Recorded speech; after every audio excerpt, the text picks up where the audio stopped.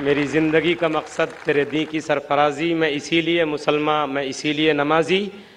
ये थे डॉक्टर जाकिर नायक साहब, जो नमाज यानी सलाह के जिस्मानी, रूहानी और तिब्बी फ़वायद आपके सामने कुरान व हदीस और साइन की रोशनी में बयान फरमा रहे थे। हम बेहद ममनून हैं उनके। जाहिर बात है, उन्होंने बताया कि नमाज किस तरीके से हमारे अंदर डिसिप्लिन पैदा करती है, मसावात और भाईचारगी का और उखुवत का दर्स देती है, किस तरीके से अमीर और गरीब, फ़कीर और बादशाह, मुलाजिम और आका को एक साथ किस तरीके से कंधे से कंधा और पैर से पैर मिलाकर खड़ा करके बताती है कि सब एक हैं, इनमें कोई बड़ा और छोटा नहीं है।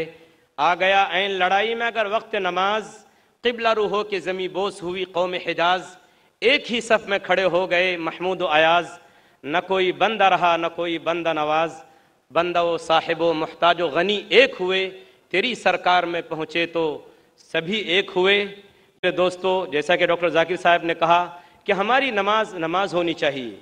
अगर पैरों पर खड़े रहना ही इबादत है, अगर पैरों पर खड़े रहना ही सिर्फ इबादत है, तो जंगल के दरख्तों से ज़्यादा आप खड़े नहीं रह सकते। नमाज में खुशू होना चाहिए, खुजू होना चाहिए। जैसा कि उन्होंने बताया कि हम कानितीन बनकर बिल्कुल खुशू और खुजू के साथ, हाजिर दिमागी के साथ नमाज को समझकर पढ़ने की कोशिश करें। कुरान पाक का तर्जुमा हमको पहले पढ़ना चाहिए और नमाज के दौरान हम उसी में घूमते रहें कि इमाम साहब क्या तिलावत कर रहे हैं या जो मैं पढ़ रहा हूँ उसका मतलब क्या है।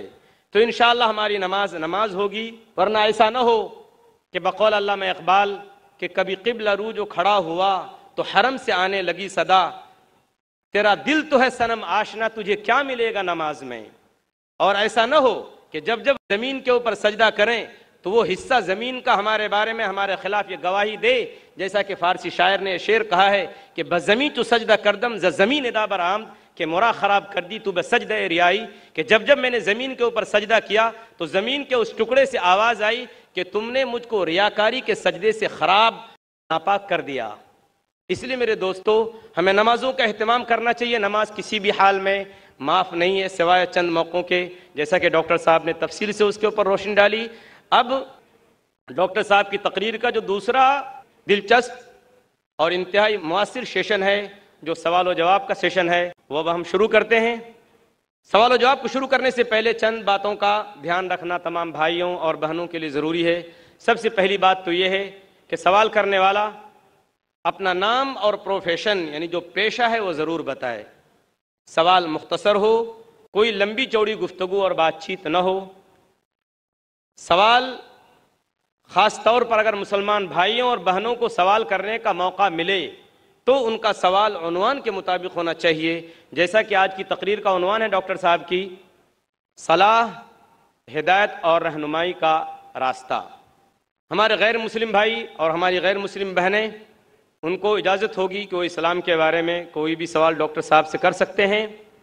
इसी के साथ साथ मैं गुजारिश करूँगा तमाम सवाल करने वाले भाइयों और बहनों से कि कोई फ़िक़ही सवाल न करें और इख्तलाफी सवाल न करें। अगर कोई ऐसा सवाल होगा जो इख्तलाफी हो तो उसको रद्द करने का बहैसियत कोऑर्डिनेटर के मुझे पूरा इख्तियार होगा कि मैं उस सवाल को रद्द कर दूं और उस सवाल को करने की इजाज़त नहीं दी जाएगी। अब हम बाकायदा सवाल व जवाब का ये सेशन शुरू करते हैं। हमारे इस प्रोग्राम में 4 माइक का इंतज़ाम किया गया है।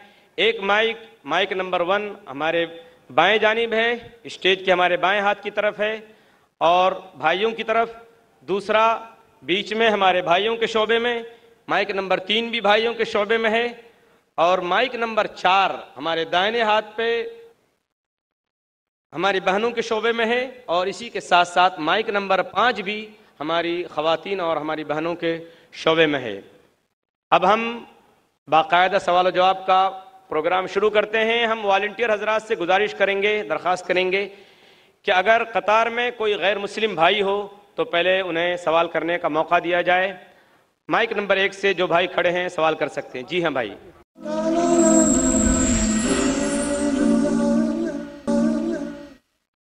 मेरा नाम महेश मेहता है और मैं रिटायर्ड पर्सन हूँ। इस्तांबुल टर्की की बात करता हूँ। इस्तांबुल में और टॉप कापी पैलेस में, टॉप कापी म्यूजियम में कई चीज़ रखी हुई है काबा शरीफ की और आखिरी रसूल की चीज़ें, फिर आखिरी रसूल के कंपेनियंस की चीज़ें, खलीफा जो चाह रहे उनकी चीज़ें और कई रसूल की चीज़ें हैं। तो मूसा अलैहिस्सलाम, इब्राहिम अलैहिस्सलाम, दाऊद अलैहिस्सलाम और याह्या अलैहिस्सलाम का वहाँ चीज़ रखी गई है। तो ये जो मूसा अलैहिस्सलाम की लाठी है, जो असा, और दाऊद अलैहिस्सलाम की जो स्वॉर्ड है, मतलब तलवार, तो क्या रियल है, उनके टाइम का यूज किया हुआ है? महेश भाई ने सवाल किया है कि वो तोप्टा म्यूजियम गए थे इस्तांबुल में, टर्की में, और अल्हम्दुलिल्लाह अल्लाह ने मुझे भी मौका फरमाया। इस साल ही चंद महीने पहले फरवरी मार्च में मैं भी गया था कोप्टा म्यूजियम में, टर्की में मुझे बुलाया गया था। महेश भाई साहब पूछ रहे कि वहाँ कई चीजें हैं अल्लाह के, मूसा अलैहिस्सलाम की, और मूसा अलैहिस्सलाम की लाठी है, क्या वो लाठी सही है? Is it original?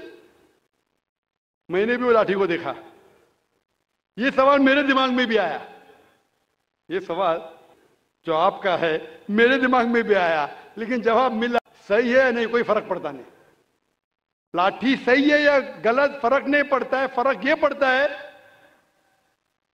कि अल्लाह ने जो हिदायत दी इस कुरान में वो सही है, वो महफूज है। वो लाठी से दीन जरा भी बदलेगा नहीं। हिस्टोरिकल वैल्यू हो सकती है, उसमें कई चीजें हैं, जैसा आपने कहा खुलफा राशिदीन के, हजरत अबू बकर, हजरत उमर रज़ियल्लाहु अन्हु, उनके कई चीजें, लेकिन इससे हमें कोई फर्क नहीं पड़ता। हिस्टोरिकल वैल्यू शायद जानने के लिए क्या करने पड़ेगा, क्योंकि मैं भी माशाल्लाह एक मेडिकल डॉक्टर हूं, साइंस के तालिब इल्म हूं, आपको करने पड़ेगा कार्बन डेटिंग। कार्बन डेटिंग एक टेक्नोलॉजी है C14। वो कार्बन डेटिंग से हमको पता चल सकता है कि वो चीज है वो कितनी पुरानी है।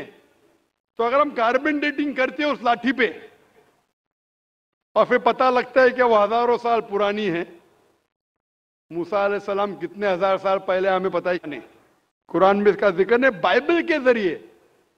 बाइबल के जरिए पता चलता है कि वो तकरीबन 1400 साल ईसा अलैहिस्सलाम के पहले आए। ईसा अलैहिस्सलाम तकरीबन 2000 साल पहले आए, तो बाइबल के मुताबिक मूसा अलैहिस्सलाम 3400 साल पहले आए। लेकिन कुरान में इसका जिक्र ने कौन से दौर में है, और अगर बाइबल का हवाला लेंगे तो साइंटिफिकली मैच होती ही नहीं। कभी फ्लड आया, कभी इजिप्ट, अनसाइंटिफिक है। तो आपको पहले कार्बन डेटिंग करने पड़ेगा उस लाठी पे। इन लोग इजाजत देंगे क्या नहीं मुझे पता नहीं। उस कार्बन डेटिंग करने के बाद आपको पता चलेगा कितने साल, लेकिन मुझे अभी भी नहीं पता एग्जैक्टली कितने साल पहले मूसा अलैहिस्सलाम आए। लेकिन एज ए हिस्टोरिकल रिकॉर्ड कोई करना चाहता कर सकता, लेकिन मुझे एज ए मुस्लिम मेरे ईमान में कोई फर्क नहीं पड़ता है।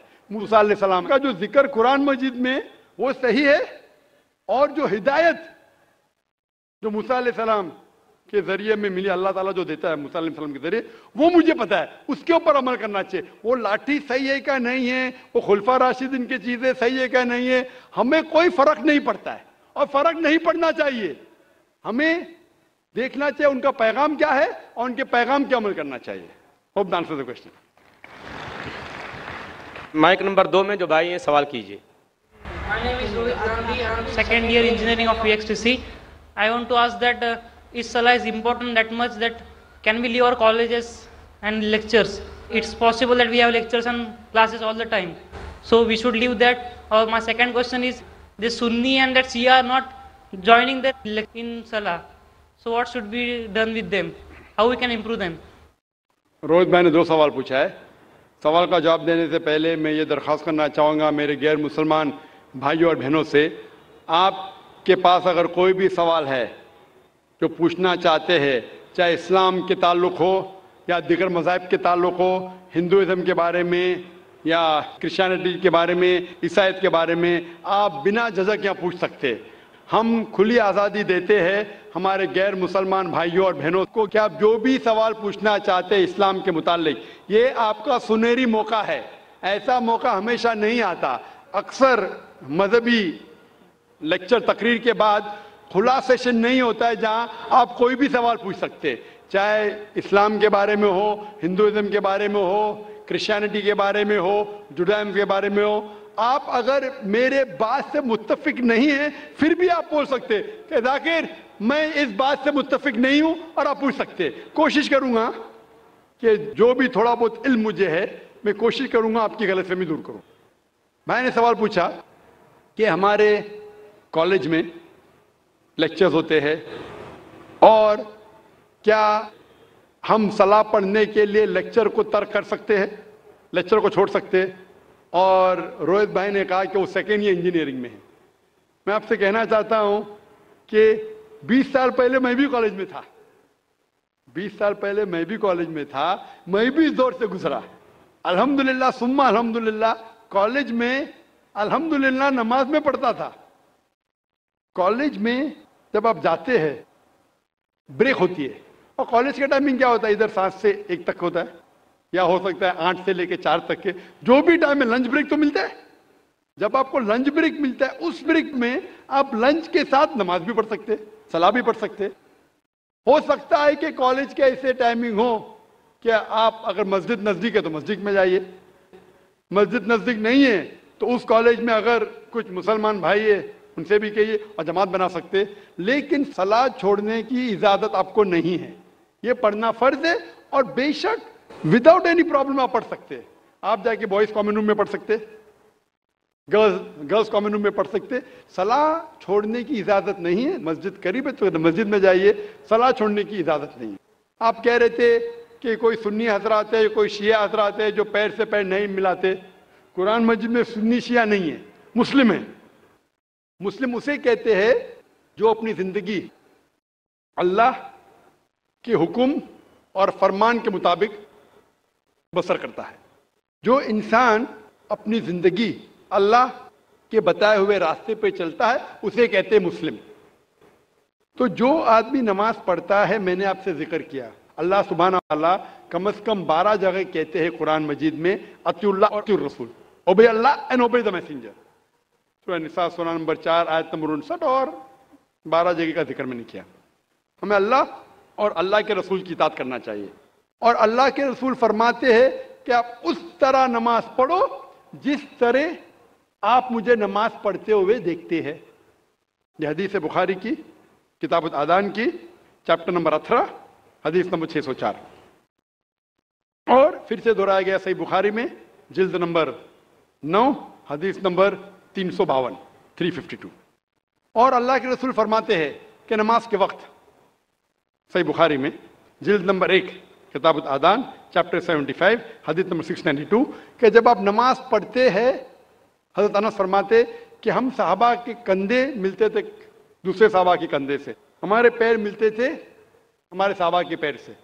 अल्लाह के रसूल फरमाते, सुनन अबू दाऊद में सही हदीस है जिल्द नंबर 1 किताब सलाह चैप्टर 245 और हदीस नंबर 666, अल्लाह के रसूल फरमाते कि बीच में जगह मत छोड़ो, जगह को कम करो और शैतान को बीच में मत आने दो। उसका मतलब हमें कंधे से कंधा मिलाना चाहिए। जो इंसान अपने आप को मुसलमान कहता है और कंधे से कंधा नहीं मिलाता है सलाह के वक्त और पैर से पैर नहीं मिलाता है, वो अल्लाह के रसूल की नाफरमानी कर रहा है, वो सलाह सही तरीके से नहीं पढ़ता है। तो शायद उन लोगों को ये अल्लाह के रसूल की हदीस के बारे में पता नहीं होगा। तो हमारी कोशिश है कि उन मुसलमान को बताए कि अल्लाह के रसूल की हदीस है कि कंधे से कंधा मिलाओ, पैर से पैर मिलाओ नमाज पढ़ते वक्त, ये फर्ज है। Hope the answer the question. जी माइक नंबर 2 पे। सर मेरा नाम प्रणव नायक है और मैं मर्चेंट नेवी में काम करता हूँ। मेरा सवाल ये है कि अकॉर्डिंग टू कुरान ये कहा जाता है कि जब कयामत का दिन आएगा तो उस वक्त अल्लाह जब सबको फिर से उठाएंगे तो कहा जाएगा कि अपनी कब्रों से उठो। तो हम हिंदुओं का क्या होगा, क्योंकि हमारी तो कोई कब्र नहीं होती। भाई साहब का सवाल है कि वो कहते हैं कि क़यामत के दिन जब अल्लाह ताला वापस से हमें दूसरी जिंदगी देंगे तो कहेंगे अपने कब्रों से उठो। हिंदू भाई साहब पूछे कि हिंदू लोग तो कब्र में दफनाए नहीं जाते, हिंदू बच्चे दफनाए जाते ना। हिंदू बच्चे, हिंदू मजहब में छोटा बच्चा है उसको जलाया नहीं जाता, उसको दफनाया जाता है। फिर भी कई मुसलमान है जो डूब के मरते हैं, जो जल के मरते हैं, उनको भी दफनाया नहीं जाता है। जिनकी हमें मिलती नहीं। ये जब अल्लाह ताला कहेंगे कि फिर से हम जिंदगी देंगे, जरूर नहीं कि आप कब्र में से ले आ जाएंगे। जो भी इंसान मर चुका है उसको नई जिंदगी दी जाएंगे। कुरान मजीद में अल्लाह ताला फरमाता है कि अल्लाह उसमें जान डालेंगे, फिर मौत देंगे, फिर से जान डालेंगे। तो अल्लाह जान डालेंगे, चाहे वो कब्र में है, चाहे जलाया गया है, चाहे डूब गया है, जो भी हालत में है अल्लाह उस इंसान में फिर से जान डालेंगे। और अल्लाह ताला को जान डालना बहुत आसान है, चाहे आप दफनाए गए हैं या चाहे जला दिए गए। अल्लाह ताला फरमाते जब गैर मुस्लिम के एतराज करते अल्लाह से और अल्लाह से पूछते हैं कि जब आप दफनाए जाएंगे और क़यामत के रोज जब इंसान उठाए जाएंगे तो अल्लाह ताला उनको हड्डियां को कैसे जोड़ेगा। जैसे आप पूछ रहे ना, अल्लाह ताला जो कब्र में उनको उठाएंगे, हम कब्र तो नहीं गए, तो लोग पूछते हैं, कुरान मजीद में इसका जिक्र है सूरह क़याम में, सूरह नंबर 75 आयत नंबर 3-4 में, कि अल्लाह ताला हड्डियां को कैसे जोड़ेगा। तो अल्लाह ताला फरमाते अल्लाह हड्डियां को ही नहीं जोड़ सकता है, आपके उंगलियों के पोर पोर को जोड़ सकता है। उंगलियों के पोर पोर। आप सोचते हो अल्लाह ताला क्यों कहता है क्या उंगलियों के पोर पोर को जोड़ सकता है। आज की साइंस ये कहती है, सर फ्रांसिस गोल्टिन एक साइंटिस्ट है जो सन 1880 में एक डिस्कवरी किए कि फिंगर प्रिंटिंग मेथड के दो इंसान करोड़ों लोगों में भी उनके फिंगरप्रिंट यकसा नहीं हो सकते। तो अल्लाह ताला फरमाते हड्डियों को तो छोड़ो, मैं आपके उंगलियों के पोर पोर को इकट्ठा कर सकता हूं और हूबहू वैसे पैदा कर सकता हूं। तो अल्लाह के लिए फिर से जान डालना बहुत आसान है, चाहे वो इंसान दफनाया गया है या जलाया दिया गया है या डूब के मरा है। अल्लाह को फिर से जान डालने में, चाहे वो मुसलमान मरा या हिंदू मरा या ईसाई मरा, अल्लाह को जान डालने में बहुत आसान है, कुन फयकुन। और फिर से हमें नई जिंदगी दी जाएंगी और फिर हिसाब किताब किया जाएगा। और हिसाब किताब में अगर आप अल्लाह के अहकामात पे अमल किए तो इंशाअल्लाह आप जन्नत में जाएंगे, इस दुनिया के इम्तिहान में सफलता पाएंगे। लेकिन अगर उनके अहकामात पे आपने नहीं चले, उनके मुताबिक नई जिंदगी बसर करे, तो आप इस जिंदगी में सफलता नहीं पाएंगे। Hope the answer the question. Number 3 से मैं कोई गैर मुस्लिम भाई हूँ। बैक्सन जॉर्ज और मैं स्टूडेंट है। सर एक्चुअली ये रिलीजन होना ही नहीं चाहिए मेरे ख्याल से। तो या तो बहुत सारा वॉर होता है, आपने बोला ब्रदरहुड होता है, तो एक्चुअली ये रिलीजन नहीं रहेगा तो ये ब्रदरहुड डेफिनेटली रहेगा, ह्यूमैनिटी रहेगा, नहीं तो वॉर भी नहीं रहेगा। तो रिलीजन होना ही नहीं चाहिए कॉन्सेप्ट। रिलीजन क्यों होता है, क्या आप हेल्प करेंगे उसके लिए? भाई साहब का सवाल है कि रिलीजन होना ही नहीं चाहिए, ये मजहब होना ही नहीं चाहिए। ये मजहब की वजह से वॉर होता है, झगड़ा होता है। आप कहते भाईचारा बढ़ता है, वॉर होता है। सिर्फ ह्यूमैनिटी होना चाहिए। भाई साहब नाम के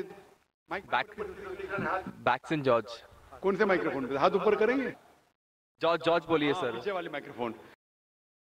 जॉर्ज भाई साहब से पूछूंगा, ये कहते कि मजहब होने की वजह से लड़ाई हो रही। भाई साहब क्या मैं आपसे लड़ रहा हूं?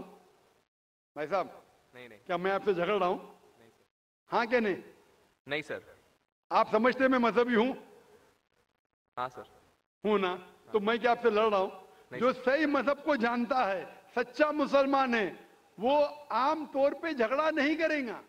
क्योंकि कुरान मजीद की आयत है, सूरह मायदा की सूरह नंबर 5 आयत नंबर 32 में लिखा है कि अगर कोई भी मुसलमान, चाहे मुस्लिम हो या गैर मुस्लिम हो, अगर किसी का कत्ल करता है, चाहे मुस्लिम या गैर मुस्लिम का, बिना कोई वजह के कत्ल के बदले कत्ल, या अगर उसने इस जमीन पे if he has caused corruption in the land, इन दो वजह के अलावा अगर कोई इंसान दूसरे इंसान का कत्ल करता है, गोया के ऐसे है कि सारे इंसानियत का कत्ल कर रहा है।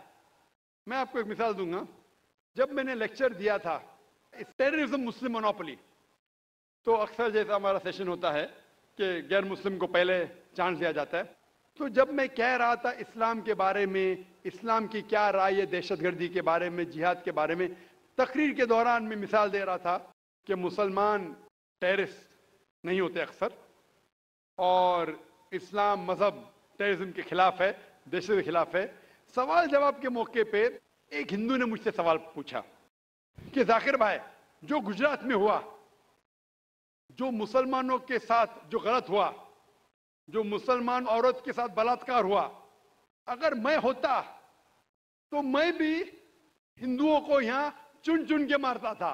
तो जो मुसलमान हिंदू को अगर ट्रेन ब्लास्ट में कोई हिंदू मरा और मुसलमान ने किया तो मेरे नजदीक सही है। ये हिंदू मुझसे कह रहा है कि मेरा जज्बा भी, अगर कोई मेरी बहन का बलात्कार करे तो मेरा जज्बा भी जागेगा और मैं बंबई में हिंदू का कत्ल करूंगा। कौन कह रहा है? हिंदू मुझसे कह रहा है। तो मैं उसको जवाब देता हूं, भाई साहब आप बिल्कुल सही कहते हैं। आम इंसान यही सोचेगा, आम इंसान यही सोचेगा। और आप आम इंसान जैसे सोच रहे हैं और सब पब्लिक में तालियां बज रही थी। लेकिन मैं आम इंसान नहीं हूं, मैं मुसलमान हूं।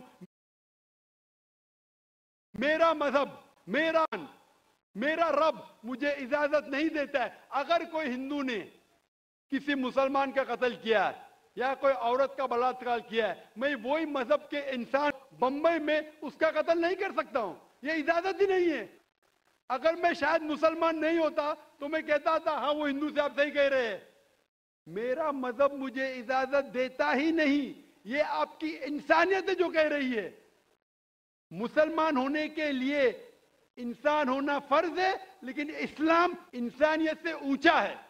क्योंकि मैं मुस्लिम हूं, कितना भी जज्बा मुझ में होगा, लेकिन मैं मेरे रब, मेरे खालिक, मेरे अल्लाह सुब्हानहू व तआला के हुक्म के खिलाफ नहीं जा सकता।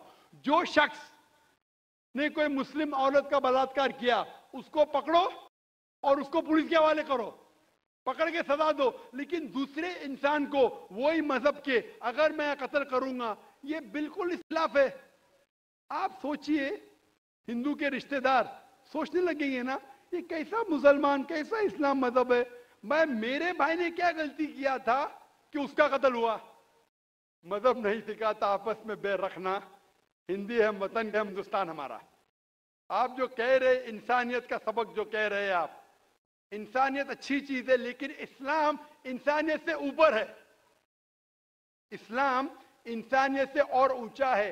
और जब आप मजहब सीखेंगे तो कई चीज जो इंसान जज्बे से करता है जो गलत है, अगर आप सच्चे मजहबी है तो ये गलत नहीं कहेंगे, ये गलत काम कभी भी नहीं कहेंगे।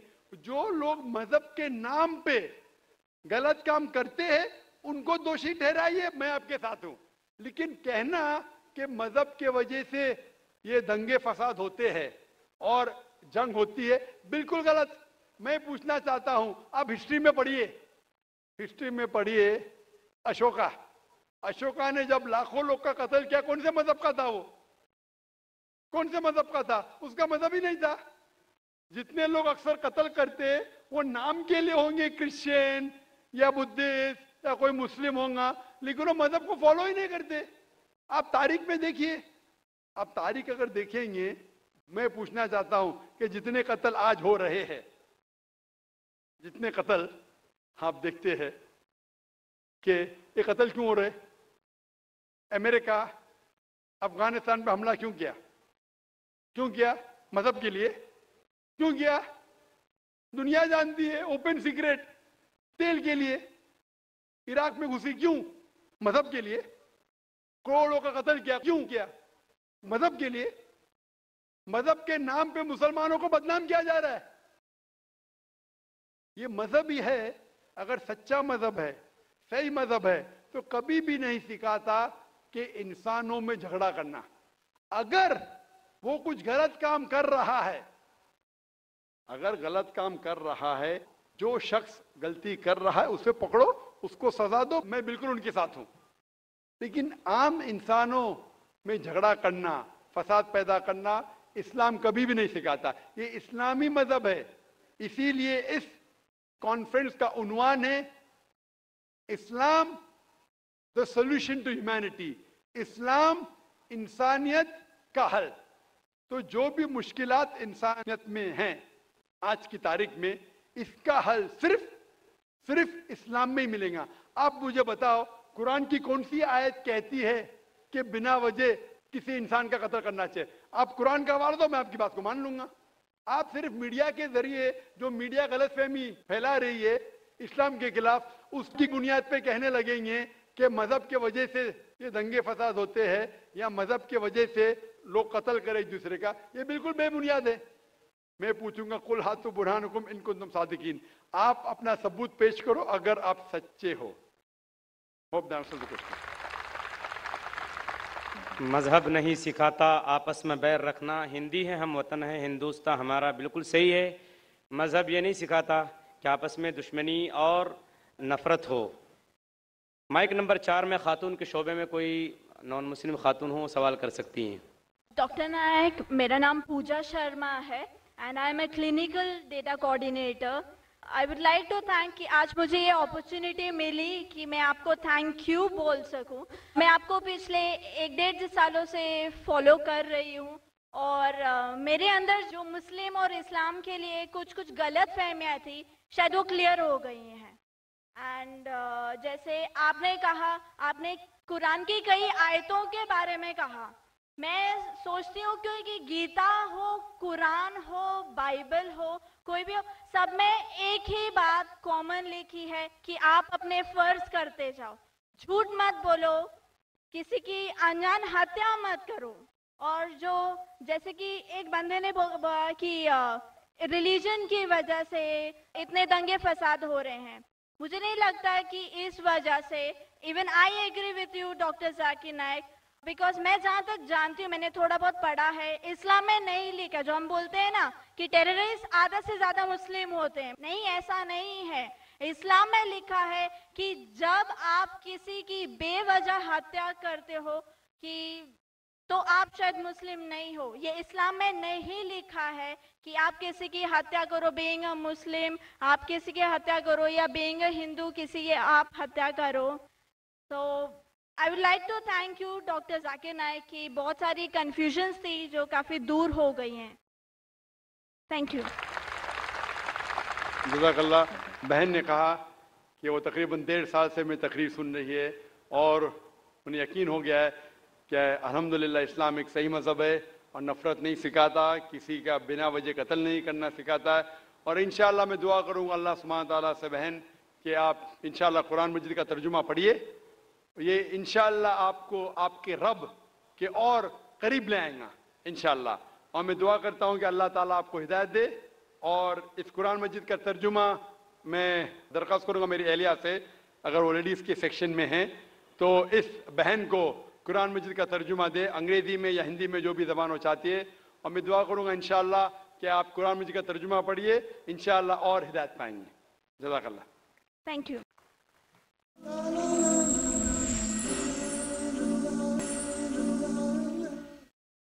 माइक नंबर 2 में कोई गैर मुस्लिम भाई? जी हाँ। मेरा नाम आनंद करवा है, मैं बाई प्रोफेशन सीए हूँ। मैं डॉक्टर जाकिर साहब को दुबई से जानता हूँ। वहाँ पे मेरा एक मुस्लिम फ्रेंड था, उसने आपके बारे में मुझे बताया था। मैं आपका शुक्रिया अदा करना चाहता हूँ कि आपने इस्लाम के बारे में बहुत सारी भ्रांतियों को दूर किया है। मेरी मुसलमानों के बारे में जो अच्छी बातें हैं वो ये हैं कि मुसलमान लोग ज़्यादातर झूठ नहीं बोलते हैं, किसी को धोखा नहीं देते हैं, दूसरे का पैसा भी नहीं खाते हैं। लेकिन मुझे एक बात मुसलमानों से कहनी है कि वो लोग गाय का मांस क्यों खाते हैं। आनंद भाई ने सवाल किया, वो कहते हैं कि वो मुझे दुबई से जानते हैं माशाल्लाह और कई सालों से मेरे तकरीर सुन रहे, और वो कहते हैं कि उनके तजुर्बे के हिसाब से वो समझते हैं कि मुसलमान अच्छे लोग हैं, सच बोलते हैं, झूठ नहीं बोलते, किसी का पैसा नहीं खाते। लेकिन एक उनको मुसलमानों के बारे में एक चीज़ जो खटकती है कि मुसलमान गाय का गोश्त क्यों खाते, वो उनका सवाल है। मैं पहले बोलना चाहता हूँ भाई साहब आनंद जी कि एक मुसलमान अच्छा मुसलमान रह सकता है 100% शाकाहारी होने के बाद भी। A Muslim can be a good Muslim even by being a pure vegetarian.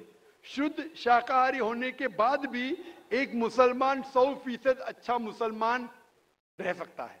लेकिन क्योंकि अल्लाह सुब्हानहू व तआला हमारा रब, हमारा खालिक, कुरान मजीद में अल्लाह ताला फरमाते हैं, सूरह माइदा में सूरह नंबर 5 आयत नंबर 1 में अल्लाह ताला फरमाते कि आप उन 4 पायों जानवरों का गोश्त खा सकते हैं जिनकी हमने इजाजत दी है। अल्लाह ताला फरमाते सूरह नहल में सूरह नंबर 16 आयत नंबर 5 में कि आप कैटल का गोश्त खा सकते हैं।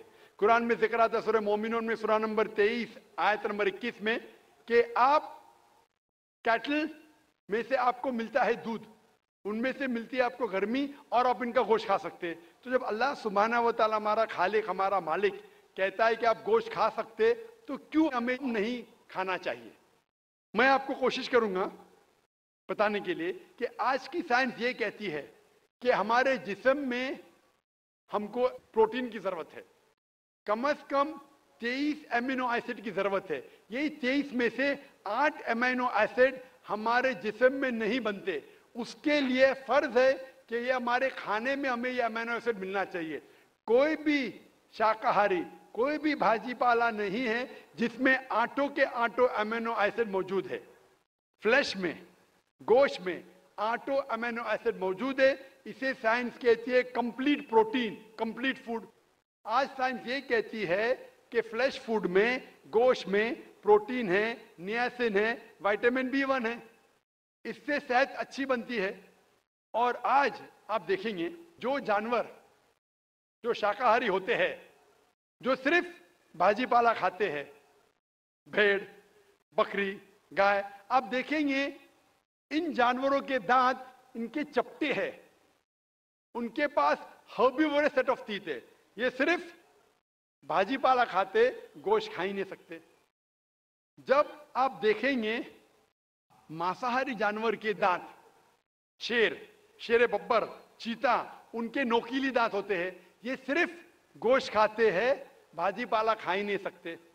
जब आप अपने दांत आईने में देखेंगे तो भगवान ने, ईश्वर ने, हमारे खालिक ने हमें दोनों दांत दिया है, चपटे दांत भी दिया है और नोकीले दांत भी दिया है। अगर हमारा ईश्वर चाहता था कि हम सिर्फ भाजी पाला खाए तो ये नोकीले दांत क्यों दिया? गोश्त खाने के लिए। आज की साइंस कहती है कि जो डाइजेस्टिव सिस्टम है हर्बीवोरस एनिमल का, गाय, भेड़, बकरी के, वो सिर्फ भाजी पाला डाइजेस्ट कर सकते, गोश्त को डाइजेस्ट कर ही नहीं सकते। जो डाइजेस्टिव सिस्टम कार्निवोरस एनिमल का है, चीता, शेर बब्बर, ये सिर्फ गोश्त डाइजेस्ट कर सकते, भाजी पाला नहीं। लेकिन हम इंसानों को अल्लाह ताला ने, हमारे ईश्वर ने स्मॉल इंटेस्टाइन भी दिया है, बिग इंटेस्टाइन भी दिया है। हम भाजी पाला भी डाइजेस्ट कर सकते, गोश्त भी डाइजेस्ट कर सकते। अगर हमारा ईश्वर चाहता था कि हम सिर्फ भाजी पाला खाए तो हमें ये डाइजेस्टिव सिस्टम क्यों दिया जो गोश्त को भी डाइजेस्ट कर सकता है? तो साइंटिफिकली हमारा जिस्म हमारे ईश्वर ने ऐसा बनाया है कि हम भाजी पाला भी खा सकते हैं, गोश्त भी खा सकते हैं। और बहुत लोगों को गलत फहमी है कि हिंदू मजहब में गोश्त खाने की ममानियत है। भाई आप हिंदू है ना? आपके नाम से लगता है आप हिंदू है। हिंदू है ना सर? जी हिंदू ही है। आप हिंदू है ना? हाँ हाँ बिल्कुल सही, आपके नाम से लग रहा है आनंद आपका नाम है, आप हिंदू है। आपको गलत फहमी होंगी कि हिंदू मजहब में गोश्त खाना हराम है। आप जब हिंदू मजहबी किताब पढ़ते हैं, आपकी मजहबी किताब में लिखा है कि गोश्त भी खा सकते हैं, मांस भी खा सकते हैं और बीफ भी खा सकते हैं, गाय का गोश्त भी खा सकते हैं। आप जब पढ़ेंगे मनुस्मृति चैप्टर नंबर 5 अध्याय नंबर 5 श्लोका नंबर 30 में लिखा है कि अगर खाने वाले जानवर, अगर खाने वाले मखलूक उस चीज को खाती है जो खाने वाले जानवर है, तो आप कोई गुनाह नहीं कर रहे, क्योंकि ईश्वर ने कुछ मखलूक को बनाया है खाने के लिए और कुछ मखलूक को खा जाने के लिए। Some to eat and some to be eaten. तो अगर आप खाने वाले जानवर खाते हैं तो गुनाह नहीं कर रहे। लिखा है मनुस्मृति में अध्याय नंबर 5 श्लोका नंबर 31 में कि अगर आप पूजा के लिए जानवर को कत्ल करते हैं तो कोई गुनाह नहीं करते। लिखा है मनुस्मृति में अध्याय नंबर 5 श्लोकान नंबर 39 और 40 में कि ईश्वर ने कुछ जानवर को बनाया है पूजा के लिए, सैक्रिफाइस के लिए। तो killing in sacrifice is not killing, तो कत्ल करना पूजा में कत्ल नहीं है। तो मनुस्मृति के मुताबिक आप गोश्त खा सकते हैं। फिर आप जब मुताला करेंगे महाभारत का, महाभारत में अनुशासन पर्व में अध्याय नंबर 88 में युधिष्ठिर, पांडव के 5 भाई थे, आपने युधिष्ठिर का नाम तो सुना होगा। युधिष्ठिर जो पांडव के 5 भाई थे, युधिष्ठिर पांडव में सबसे बड़ा भाई था। वो पूछता है भीष्म से कि हम यज्ञ में, पूजा में क्या खाना दे ताकि हमारे परदादा खुश होंगे। तो भीष्म कहता है अगर हम यज्ञ में, पूजा में चावल, बार्ली, सेब, भाजीपाला देंगे तो हमारे परदादा 1 महीने के लिए संतुष्ट रहेंगे। अगर हम मछली देंगे तो 2 महीने के लिए, अगर गोश्त देंगे 3 महीने के लिए, अगर खरगोश देंगे तो 4 महीने के लिए, अगर बकरी देंगे तो 5 महीने के लिए, अगर सुअर देंगे तो 6 महीने के लिए, अगर परिंदा देंगे तो 7 महीने के लिए, अगर हिरन देंगे तो 8 महीने के लिए, अगर बैल देंगे तो 11 महीने के लिए, अगर गाय देंगे तो पूरे 1 साल के लिए हमारे परदादा संतुष्ट रहेंगे। 1 साल। क्या दूध की बात कर रहे हैं सर? आप बफेलो देंगे, बफेलो तो 12 साल के लिए, अगर राइनोसरस देंगे या रेड मीट, लाल गोश्त, तो हमारे परदादा हमेशा के लिए संतुष्ट रहेंगे। पूरा मेन्यू है महाभारत में, हिंदू किताब में पूरा मेन्यू है। क्या चाहते हैं? भाजीपाला, मछली, गोश्त, खरगोश, हिरन, बीफ, बड़े का छोटे का सब है। आप अगर वेद पढ़ेंगे, वेद में भी लिखा है कि संत और साधु गोश्त खाते थे, गाय का गोश्त भी खाते थे। फिर आप क्यों कहते हैं कि गोश्त खाना हराम है? क्योंकि बहुत से हिंदू लोग बाकी मज़ाहिब से प्रसन्न हुए। मजहब से प्रसन्न होने के बाद कुछ मजहब मानते अहिंसा में, और वो समझते हैं कि जानवर को कत्ल करना गुनाह है। क्यों? क्योंकि जानवर में जान है, बाजीपाला में जान नहीं है, पेड़ पौधों में जान नहीं, इसलिए बाजीपाला खाना गलत नहीं है, लेकिन जानवर खाना गलत है। आज साइंस तरक्की कर चुका है और हम जानते हैं कि पेड़ पौधों में भी जान है, तो उनकी लॉजिक जरा बदल गई। हाँ हाँ जाकिर भाई, हम जानते हैं पेड़ पौधों में जान है, लेकिन पेड़ पौधे उनको दर्द का एहसास नहीं है, उन्हें दर्द नहीं होता। पेड़ पौधों को दर्द नहीं होता है और जानवर को दर्द होता है, इसीलिए जानवर खाना बड़ा गुनाह है, पेड़ पौधे खाना कम गुनाह है। आज साइंस फिर से तरक्की कर चुका है। तरक्की करने के बाद आज साइंस ये कहती है कि पेड़ पौधों को भी दर्द होता है, लेकिन उनकी दर्द की आवाज आपको सुनाई नहीं देती। हम इंसान सिर्फ 20 साइकिल्स और 20,000 साइकिल्स के दरमियान फ्रीक्वेंसी में सुन सकते, इसके नीचे, इसके ऊपर नहीं सुन सकते।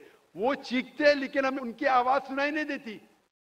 तो एक शख्स ने मुझसे सबसे ज्यादा बहस किया और कहा कि जाकिर भाई, मैं मानता हूं कि पेड़ पौधों में जान है, पेड़ पौधे को दर्द होता है, लेकिन पेड़ पौधों में सिर्फ 2 या 3 सेंसेस है, जानवरों में 5 सेंसेस है, इसलिए जानवर का कत्ल करना बड़ा गुनाह है। तो मैंने उससे पूछा कि अगर आपका भाई पैदा होता है 2 सेंसेस कम के साथ, वो सुन नहीं सकता है और बात भी नहीं कर सकता है, गूंगा है और बहरा है, जब वो बड़ा होता है और अगर कोई इंसान उसका कत्ल करता है, तो क्या आप जाके कहेंगे जज से, मिलॉर्ड कातिल को कम सजा दो क्योंकि मेरा भाई गूंगा था, वो सुन नहीं सकता था, बात नहीं कर सकता था? आप तो कहेंगे कातिल को डबल पनिशमेंट दो, मेरा भाई तो मासूम था, ना सुन सकता था ना बात कर सकता था।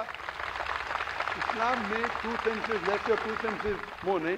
इस्लाम में अल्लाह ताला फरमाते सूरह बकरा में सूरह नंबर 2 आयत नंबर 168 में 168 में, eat of the good things which Allah has provided you, जो अच्छी चीज आपको आपके अल्लाह ने दिए उसको आप खा सकते हैं। तो आप अगर मुताला करेंगे मजहबी किताबों का और साइंस का, गोश्त खाना कोई गलत नहीं है, और मुझे खुसूसन कोई गिला शिकवा नहीं अगर गैर मुस्लिम, अगर हिंदू गोश्त नहीं खाते, मुझे कोई गिला शिकवा नहीं, क्योंकि अगर सब हिंदुस्तानी गोश्त खाने लगेंगे तो हिंदुस्तान में गोश्त का भाव बढ़ जाएगा। आज महंगाई का जमाना है, पेट्रोल का भाव बढ़ रहा है, सब हिंदुस्तानी गोश्त खाने लगेंगे तो गोश्त का भाव भी बढ़ जाएगा। तो मुझे कोई गिला शिकवा नहीं आप अगर गोश्त नहीं खाते, लेकिन अगर आप ये कहेंगे कि गोश्त खाना गलत है तो आपको आपकी मजहबी किताबों के बारे में नहीं पता है और साइंस का भी नहीं पता है। अगर आप कहेंगे किसी की जान नहीं लेना चाहिए तो आप 2 मिनट भी जी नहीं सकते। हम जो सांस ले रहे हैं ये जर्म्स है, जर्म्स में भी जान है, आप सांस लेने से उनका कत्ल कर रहे तो आप जी नहीं सकेंगे। इस्लाम में ये है कि जो चीज की इजाजत है वो आप खा सकते, जो हराम है उसको नहीं खाना चाहिए। Hope the answer the question. Mike number 3 में अगर कोई नहीं हो तो हम माइक नंबर 4 में हमारा इंतजार कर रही हैं खातून, हम उनको मौका देंगे। मैं बैजनाथ गुप्ता जी बोल रहा हूँ और मेरा कहना है कि अल्लाह अगर जर्रे जर्रे में है तो देखा जा सकता है क्या? भाई साहब ने कहा कि अगर अल्लाह हर जगह हर जर्रे जर्रे में मौजूद है तो क्या देखा जा सकता है? ये हिंदू फिलॉसफी है कि अल्लाह हर जर्रे जर्रे में मौजूद है। कुरान के मुताबिक अल्लाह की ताकत, अल्लाह का इल्म सब जगह मौजूद है। अल्लाह लेकिन अर्श पे बैठे हैं, तो ये कहना अल्लाह सब जगह मौजूद है ये इस्लाम की तालीम में नहीं है, ये हिंदू की तालीम में है। क्या आप अल्लाह को देख सकते? नहीं, इंसान इस दुनिया में इस जिंदगी में अल्लाह को देख ही नहीं सकते। और उसकी मिसाल पेश है कुरान मजीद में, जब मूसा अलैहिस्सलाम अल्लाह सुब्हानहू व तआला फरमाते क्या मैं आपको देख सकता हूं, तो अल्लाह ताला कहते उनसे कि उस पहाड़ को देखो, मैं मेरी झलक उस पहाड़ को दिखाऊंगा और अब देखो क्या होता है। तो उस पहाड़ को जब अल्लाह ताला सिर्फ झलक दिखाते हैं तो मूसा अलैहिस्सलाम उस पहाड़ को देख के बेहोश हो जाते। अल्लाह को तो देखा नहीं उनने, सिर्फ पहाड़ को देख के बेहोश हो जाते हैं। तो इंसान इस जिंदगी में अल्लाह सुब्हानहू व तआला को नहीं देख सकता है। इंशाअल्लाह अगले जिंदगी में इंशाअल्लाह जब हम जन्नत में जाएंगे वहां इंशाअल्लाह हम अल्लाह का वजह देखेंगे। ये कई हदीस में इसका जिक्र है कि हम अल्लाह का चेहरा देखेंगे। इसीलिए हम कोशिश करते हैं कि अल्लाह के अहकामात पे अमल करें, इस दुनिया के इम्तिहान में सफलता पाए, इंशाअल्लाह जन्नत में जाएंगे और वहां अल्लाह का वजह देखेंगे, अल्लाह का चेहरा देखेंगे। Hope the answer the question. जी, माइक नंबर 4 में जो खातून है सवाल कर सकती हैं। मेरा नाम रामेश्वरी शाहू है। मेरे लड़के ने इस्लाम धर्म अपनाया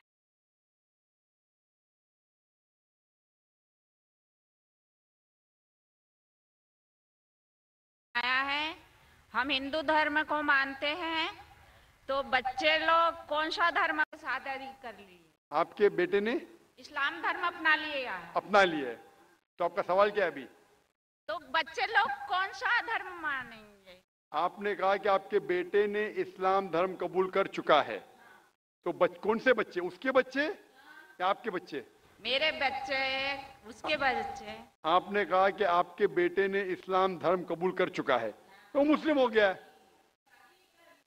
शादी कर ली है, इस्लाम धर्म कबूल कर चुका है, उसके बच्चे क्या धर्म मानेंगे?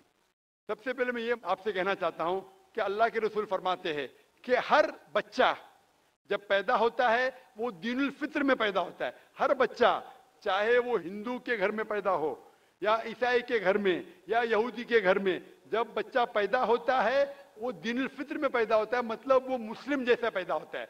मुस्लिम के मानी, जैसे मैंने कहा है, मुस्लिम के मानी अपनी जिंदगी अल्लाह के अहकाम के मुताबिक बसर करना। तो जब बच्चा पैदा होता है उसकी सारी ख्वाहिश अल्लाह के मुताबिक है। तो हर बच्चा जब पैदा होता है, चाहे मुसलमान के घर में पैदा हो, चाहे हिंदू के घर में पैदा हो, चाहे ईसाई के घर में पैदा हो, चाहे यहूद के घर में पैदा, वो पैदा होता है मुस्लिम जैसा, वो मुस्लिम होता है। उसके बाद अल्लाह के रसूल फरमाते कि अपने वालिदैन के जरिए, अपने टीचर के जरिए, अपने दोस्तों के जरिए हो सकता है वो शिर्क करने लगे, वो आग की इबादत करने लगे, उस वक्त वो गैर मुस्लिम होता है।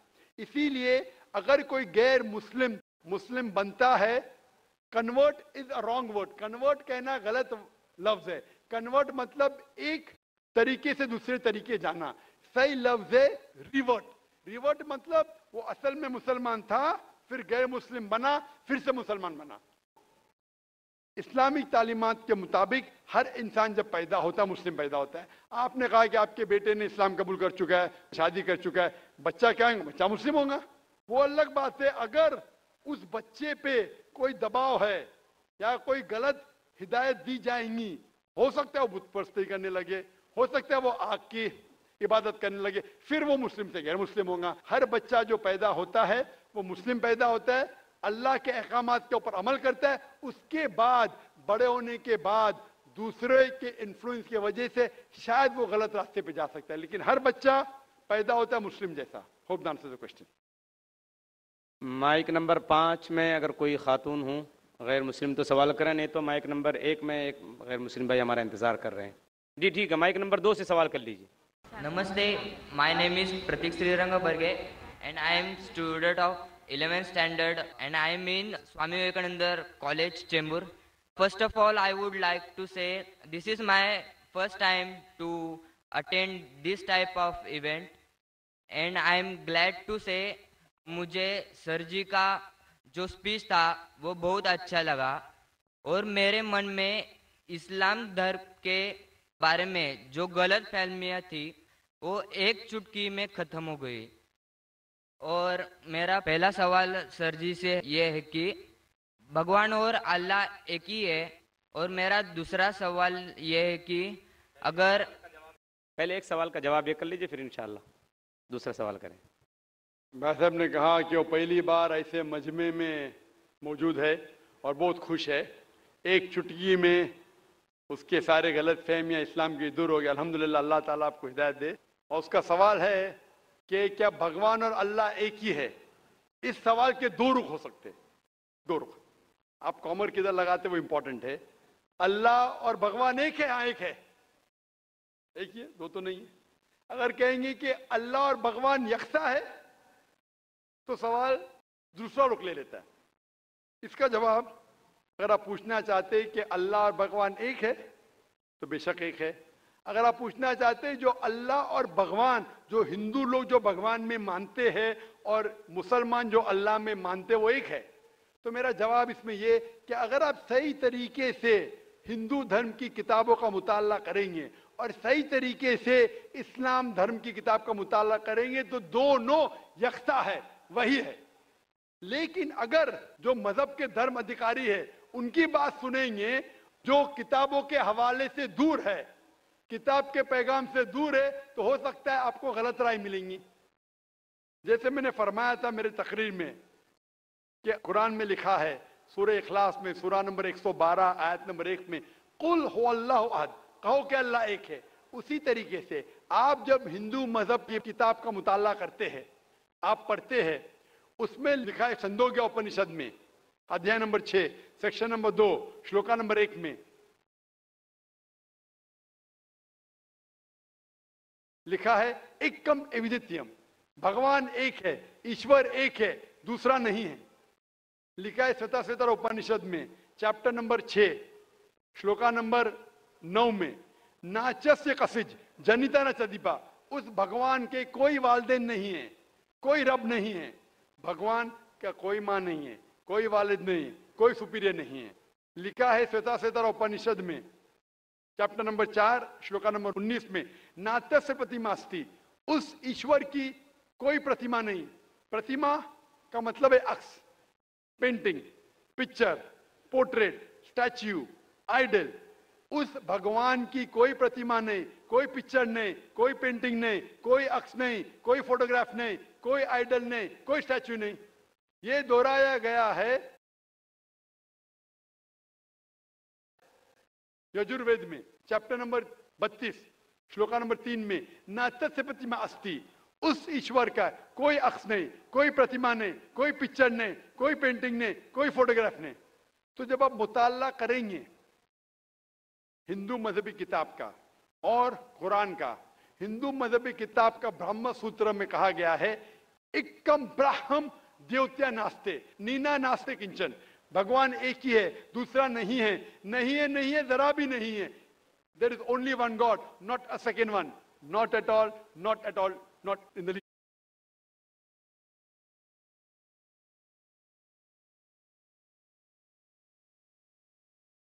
स्पिरिट। तो खालिक, मालिक, ईश्वर, भगवान, अल्लाह का कोई अक्स नहीं, कोई पेंटिंग नहीं, कोई मूर्ति नहीं, कोई फोटोग्राफ नहीं। हमें सिर्फ उस अकेले ईश्वर अल्लाह की इबादत करना चाहिए। Hope the answer the question. मैं इंतहाई अदब के साथ अपने मुसलमान भाइयों और बहनों से गुजारिश करता हूं कि देखिए, आप और हम सब मेज़बान की हैसियत रखते हैं, और जितने हमारे गैर मुस्लिम भाई आए हैं, जितनी गैर मुस्लिम बहनें आई हैं, वो हमारे लिए मेहमान की हैसियत रखते हैं। इसलिए हमारी जिम्मेदारी है अखलाकी, ईमानी, इस्लामी और इंसानी कि हम उनको मौका दें, हम अपने मेहमान की इज़्ज़त करें और उनको सवाल करने का मौका दें, पहले हमारे गैर मुस्लिम भाइयों को और हमारी गैर मुस्लिम बहनों को। मुझे उम्मीद है कि आप हमारी इस गुजारिश को कबूल करेंगे और इस पर अमल करने की कोशिश करेंगे। माइक नंबर 1 में कोई भाई खड़े हैं, आप सवाल कीजिए।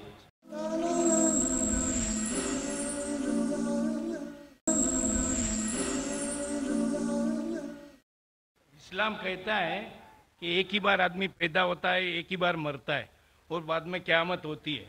लेकिन आप देखिएगा दुनिया में कि कोई बेरा मुका मतलब डेफ एंड डम्ब होता है पैदा होते ही, ब्लाइंड होता है, हैंडीकैप होता है, जिसका पैर भी नहीं रहता है। और तो ऐसा क्यों है? और दूसरा बात ये भी है कि मरने का भी तरीका सबका अलग अलग है। कोई एक्सीडेंट में मर जाता है, कोई राइट्स में मरते, कोई क्या नेचुरल वे से मरता है। तो ऐसा क्यों है दुनिया में? महेश भाई का सवाल है कि इस्लाम में हम इस दुनिया में एक बार आते, फिर मरते, फिर क़यामत पे फिर से उठाए जाते, इस दुनिया में एक बार आते, तो ऐसा क्यों कि कोई लोग जो पैदा होते हैं, कोई अपाहिज पैदा होते, किसकी टांग ने, किसके हाथ ने, ऐसा क्यों? कोई लाचार पैदा होते। कुरान मजीद में अल्लाह ताला फरमाते हैं कि आपके बच्चे, आपकी बीवियां, आपकी दौलत आपके लिए फितना है, आपके लिए इम्तिहान है। क्योंकि जन्नत में जाने के लिए टांग होना जरूरी नहीं है, जन्नत में जाने के लिए दौलत होना जरूरी नहीं, जन्नत में जाने के लिए ये जिंदगी हमारे लिए इम्तिहान है।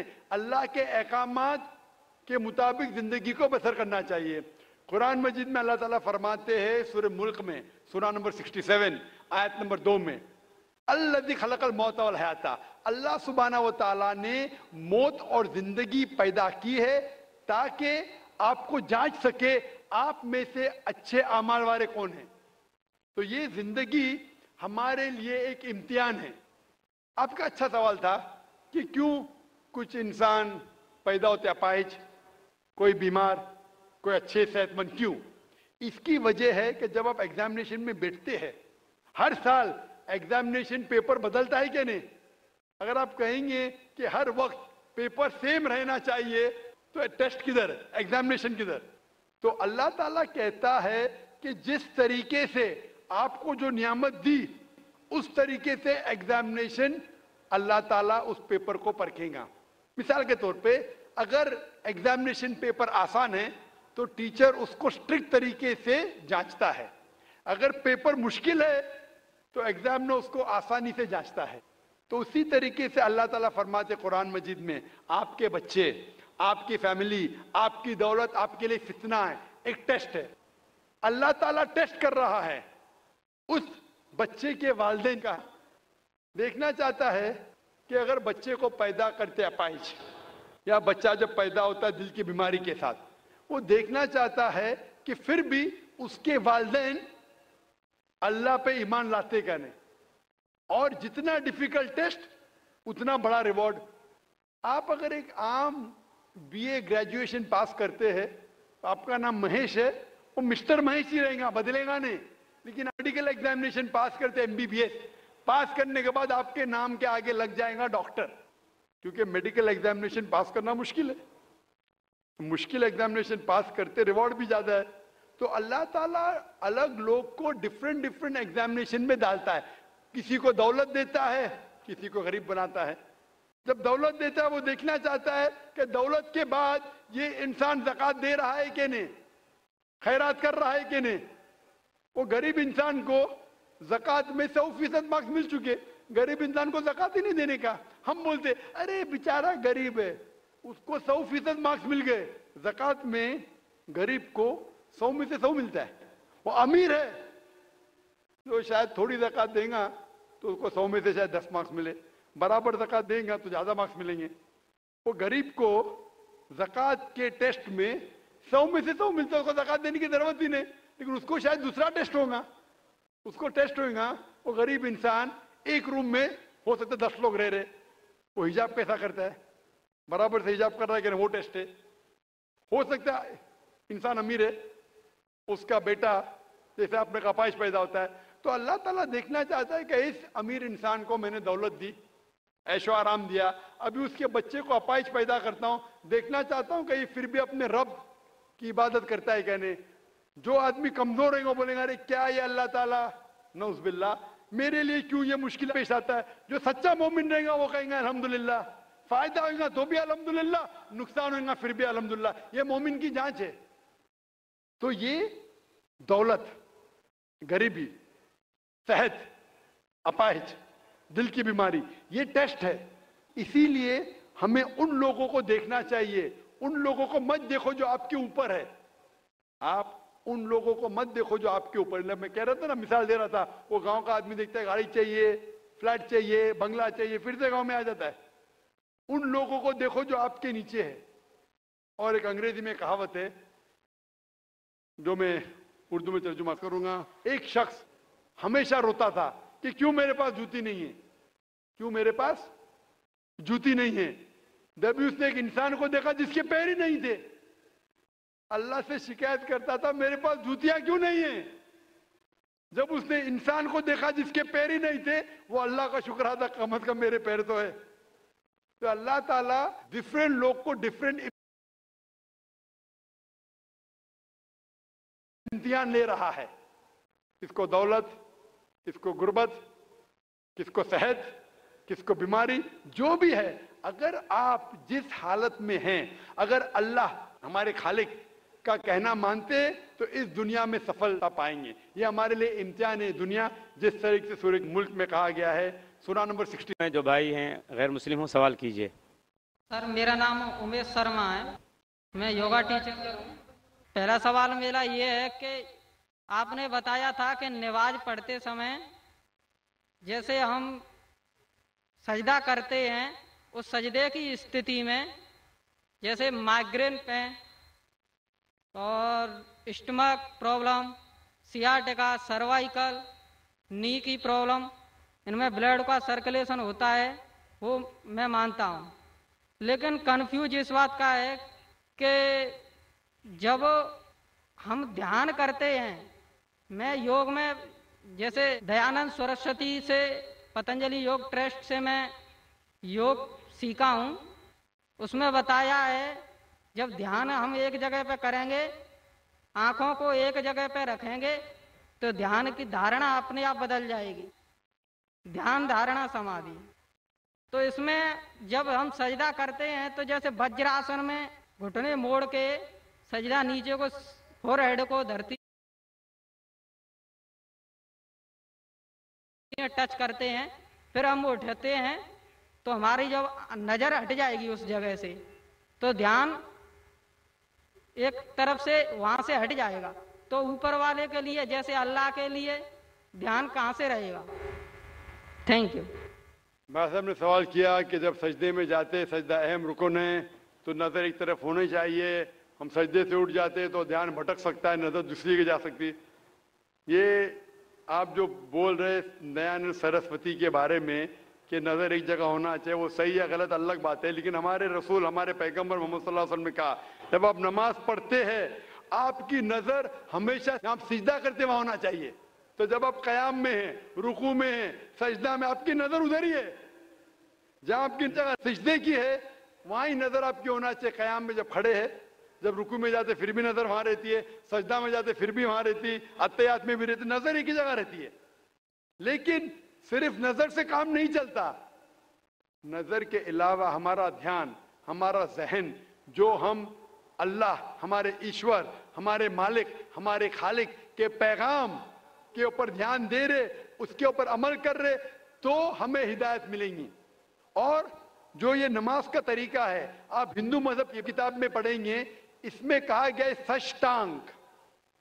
षष्टांग मतलब जिस्म के 8 अंगों पे। षष्टांग जो हिंदू मजहब में करते हैं, जिसे आम जबान में कहा दंड नमस्कार भी कहते हैं, लेकिन षष्टांग मतलब सही मतलब है कि 8 अंग आपके जिस्म के लगे होते हैं जमीन पे। 8, माथा, नाक, 2 हाथ, 2 घुटने और 2 पैर, 8। हमारे हदीस में आता है 7, नाक और माथे को एक लेते, 2 हाथ, 2 पैर, लेकिन हू बहु वही है। तो जो सिजदा जो अहम सलाह का रुकन है वो हिंदू मजहब में भी है। आप जब जाएंगे क्रिश्चियन बाइबल में लिखा है कि जितने पैगंबर अल्लाह के आए वो सारे पैगंबर ने सिजदा किया। आप अगर पढ़ेंगे book of Genesis chapter number 17 verse number 3 में लिखा है कि इब्राहिम अलैहिस्सलाम मुंह के बल गिरे। लिखा है बुक ऑफ नंबर्स में चैप्टर नंबर 20 वर्स नंबर 6 में क्या मूसा अलैहिस्सलाम